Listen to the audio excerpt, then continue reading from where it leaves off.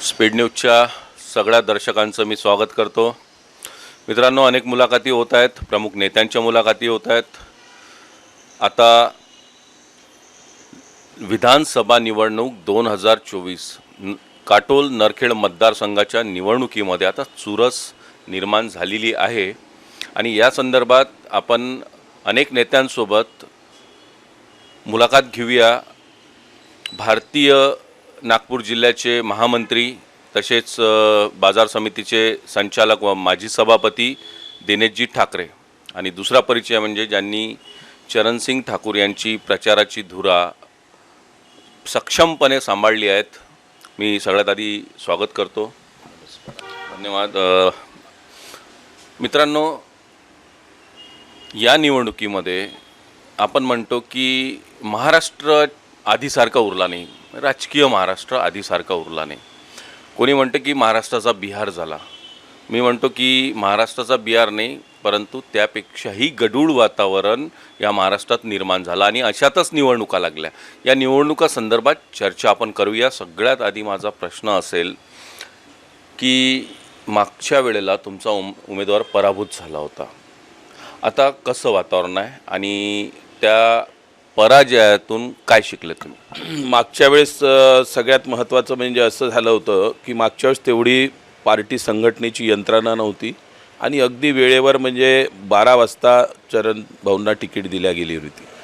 वेळ फार कमी मिळाला आणि बरीचशी मंडळी मोठ्या प्रमाणात आधीच विरोधात गेलेली होती। आज जे सगळे सोबत आमचं एकच कारण होतं का जे 6-8 महिने आमच्या इथचे आमदार राजीनामा दिला होता, पद खाली होतं, 7 महिन्याची का असो ना निवडणूक झाली पाहिजे।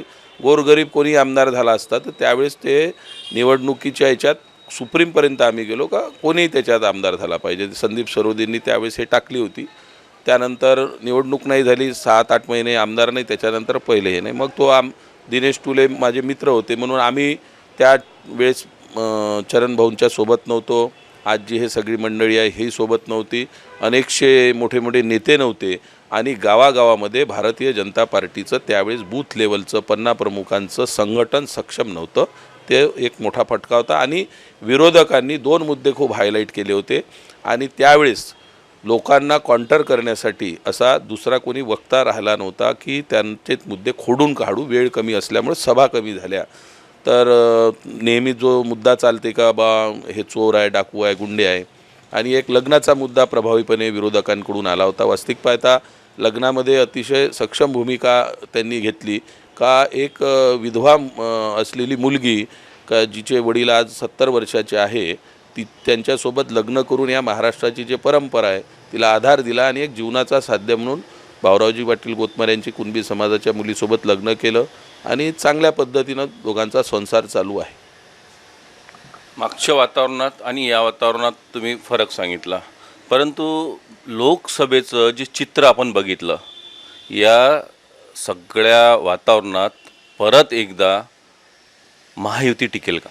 बिलकुल। लोकसभेच्या वेळेस कसं झालं होतं, लोकसभेच्या वेळेस आम्हाला असं वाटत होतं की काटोलमध्ये जसं आता आम्ही फक्त 4000 काही मतानं मागं राहिलो विधानसभा क्षेत्रामध्ये, तर खूप कमी वेळ मिळाला मीटिंग टू मीटिंग, नागपूर सभा आम्ही बूथ लेवलपर्यंत फिरू शकलो नाही आणि आता 400 पारच होत आहे आपल्या सीट, थोडंसं कार्यकर्त्यांमध्ये हे राहते, आपण निवडूनच आलो।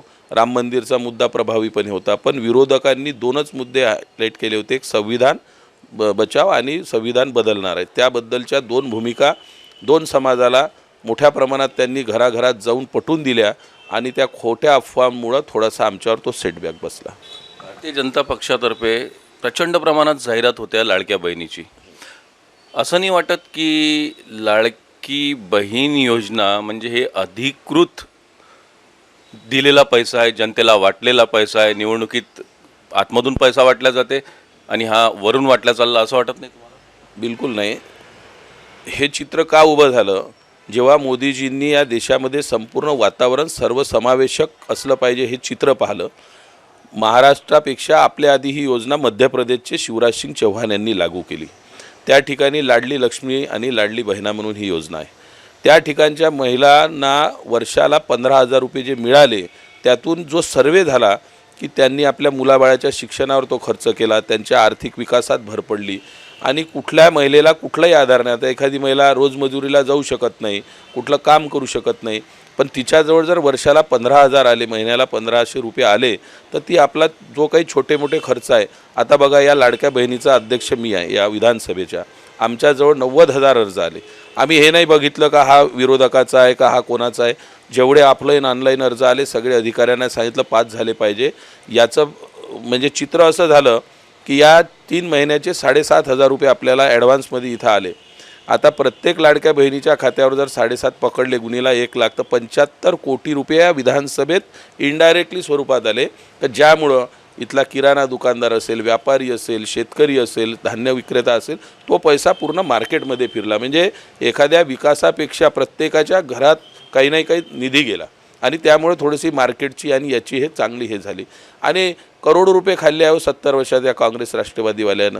त्याच्यातून जो जमा झालेला ईडी सीबीआयचा पैसा आहे हा कुठेतरी गोरगरिबाच्या घरात गेला पाहिजे. अधिकृत योजना सरकारची आहे, हे तर राहिली पाहिजे. चांगली योजना आहे ती. आता तर मी अभिनंदन करीन एकनाथजी शिंदे आणि देवेंद्रजींचं की त्यांनी ती 2,100 रुपये, म्हणजे आता आमच्या लाडक्या बहिणीला वर्षाला 25,000, एका घरी 2 खाते असले त्यांना ते 50,000 रुपये मिळतील.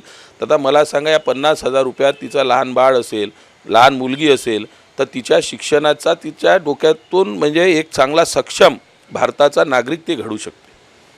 कसं मी उमेदवारावर आपल्या काटोल नारखेडच्या येणार आहे, परंतु तत्पूर्वी एक आणखी याला संयुक्तिक प्रश्न मला असा विचारायचा आहे की लाडकी योजना, महायुतीतले तिन्ही घटक पक्ष जे आहेत ते प्रत्येक पक्ष श्रेय लाटण्याचा प्रयत्न करत आहे. नेमकी लाडकी योजना ही संकल्पना कुणाची? लाडकी योजना ही संकल्पना शिवराजजी चव्हाण साहेबांची त्यांची आहे की ज्यांनी घराघरामध्ये हा आधार दिला पाहिजे. आणि मध्य प्रदेशमध्ये ही योजना प्रभावीपणे राबत होती, त्यामुळं त्यांचा जो फायदा झाला, माननीय प्रधानमंत्री मोदीजींनी दोघांनाही म्हणजे देवेंद्रजी आणि एकनाथजी शिंदे यांना सांगितले का आप थोडा मध्य प्रदेश का 2-3 योजना का आकलन करो. तर त्यानुसार मग त्यांनी तिथली माहिती घेऊन त्यांनी पाहिलं का नाही आपण ही योजना आपल्या महाराष्ट्रात आली पाहिजे. संकल्पना मोदीजींची आहे, मुख्यमंत्री आपले एकनाथजी आहे आणि देवेंद्रजी आहे. पण कसं झालं, लाडला भाऊ म्हणजे देवाभाऊ हे महाराष्ट्राच्या लाडल्या बहिणीने एकदम फेस केलं. हे आमच्यातून नाही, बहिणीतून आला आमचा भाऊ देवाभाऊ. आणि पक्षाला वाटते का आपल्या नेत्याला पेश केलं पाहिजे. त्याच्यामुळं आमच्या विदर्भात तरी आणि नागपूर जिल्ह्यात तरी ही योजना देवाभाऊंच्याच नावानं आम्ही चालवतो आहे. उमेदवारावर येऊया. झिस्कार नवीन दमाचे उमेदवार आहेत.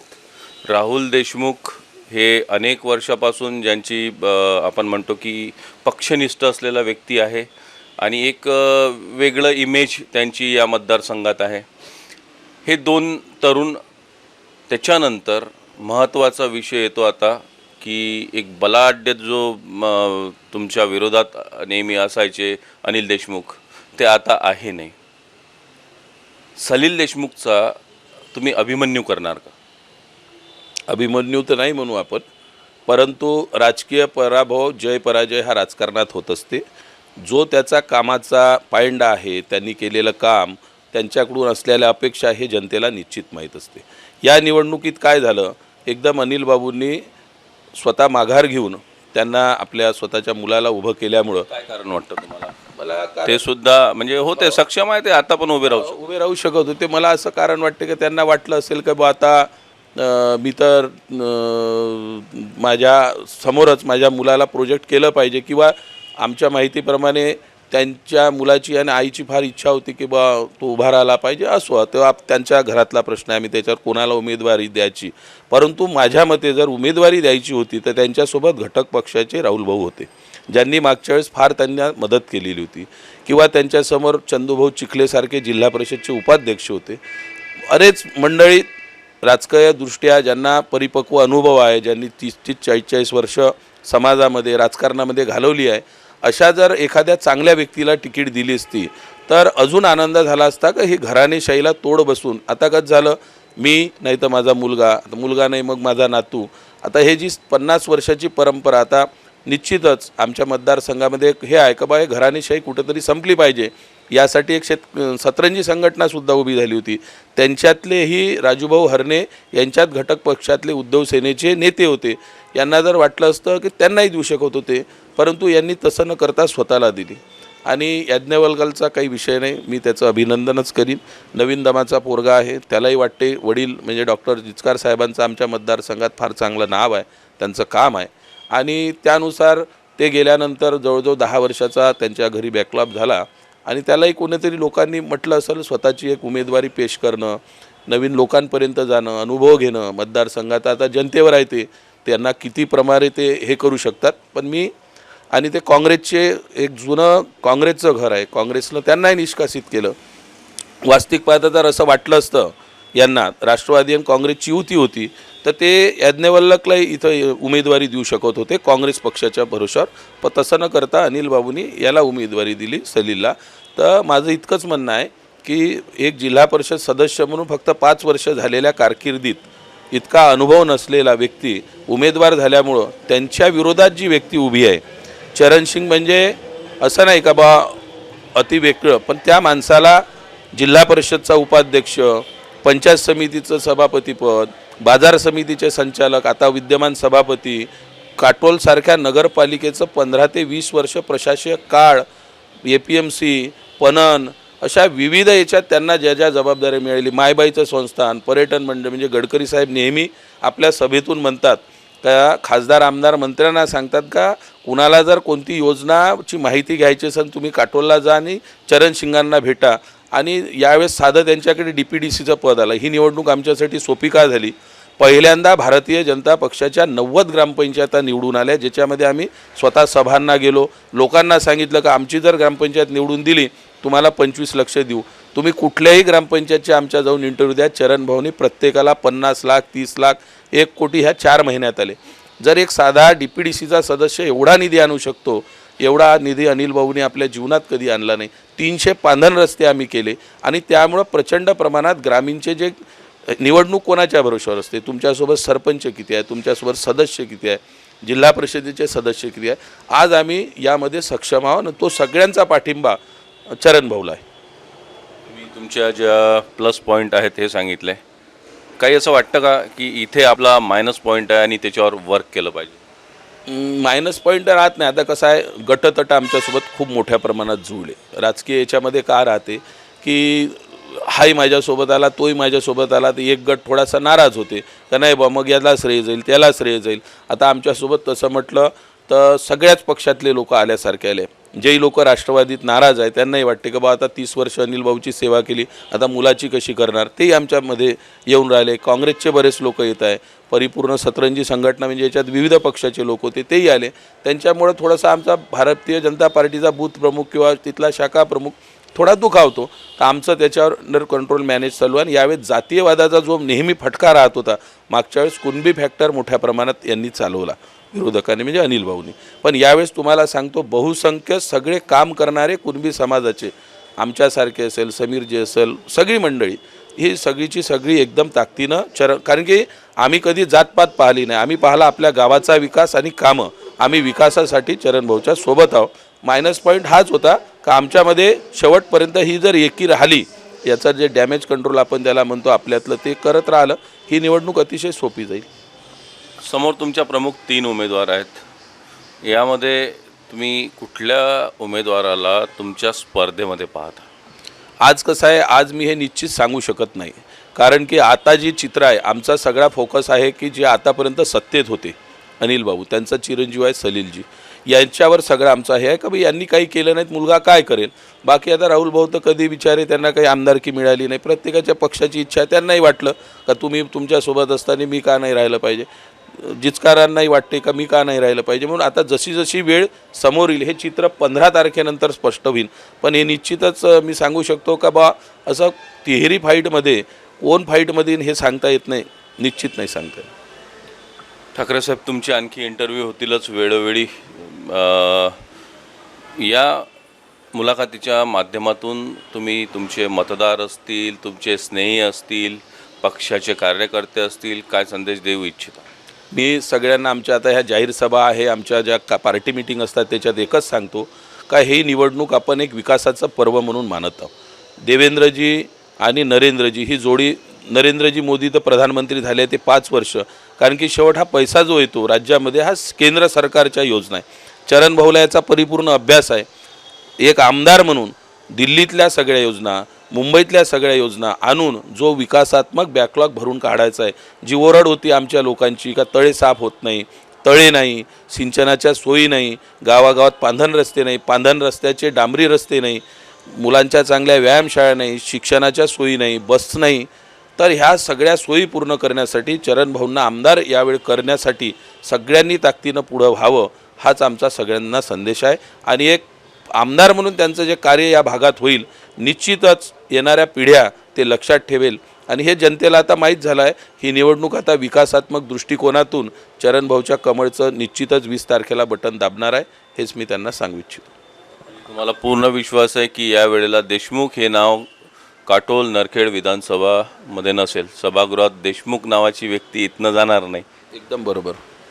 नावाबद्दल काही नाही, पण निश्चितच चरणभाऊ आमदार 100% झाल्यात जमा आहे. आणि जे चित्र आता आम्ही बाजारगावपासून मोहाडपर्यंत आणि मोहाडपासून तर इकडे केवळराम पिंपळापर्यंत पूर्ण आमचे, आणि यावेळेस कसं झालं, आमची एक पहिली लोकसभेच्या वेळेस पूर्ण फेऱ्या झाल्या, त्याच्यानंतर लाडकी बहिणाचे आमचे मेळावे झाले, पक्षाचे मेळावे झाले. ह्या 4 महिन्यात एवढं, आणि बूथ प्रमुख, पन्ना प्रमुख भेटीगाठी पक्षांनी इतकी सक्षम केलेली आहे, ज्यातून तुम्हाला सांगतो एकही मागच्या लोकसभेतच कमी असताना तरी आम्ही एवढ्या कमी राहिलो. तर यावेळी निश्चितच चांगल्या फरकानं चरणभाऊ मोठ्या मताधिक्याने इथून निवडून येणार म्हणजे येणार. धन्यवाद ठाकरे साहेब. धन्यवाद. तर मित्रांनो, हे होते दिनेश ठाकरे. त्यांनी त्यांच्या उमेदवाराबद्दल, विरोधकांबद्दल काय समाचार घ्यायचा होता तो घेतला. आपला उमेदवार कसा चांगला आहे इतर उमेदवारांपेक्षा ते पटवून सांगितलं. आपण त्यांचे इंटरव्ह्यूज परत मुलाखती घेऊया. तोपर्यंत नमस्कार.